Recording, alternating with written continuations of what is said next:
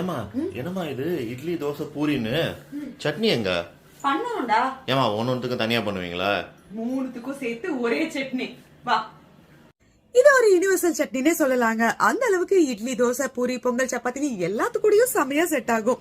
இதுக்கு ஒரு பேனை வச்சு எண்ணெய் விட்டு கடுகுளுத்த பருப்பு தாளிச்சுட்டு 2 பெரிய வெங்காயம் நீட்டா கட் பண்ணி போட்டு இந்த அளவுக்கு கண்ணாடி பதம் வரும்போது 2 வெங்காயத்துக்கு 4 தக்காளி அதே மாதிரி நீட்டா கட் பண்ணி போட்டுக்கலாம். கூடவே ஒரு 5 பச்சை மிளகாயும் ஸ்லிட் பண்ணி இதே மாதிரி போட்டுக்கலாம்.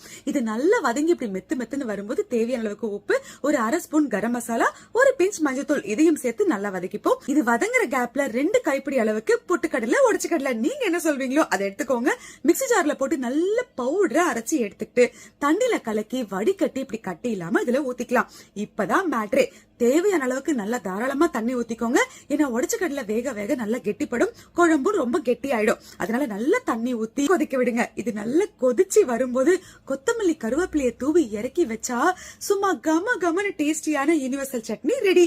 இப்ப இதுக்கு சுட இட்லி தோசை பூரின்னு வச்சுக்கிட்டு அள்ளி ஊத்தி சாப்பிட்டா வேற லெவல்ல இருக்கு. ட்ரை பண்ணி பாருங்க.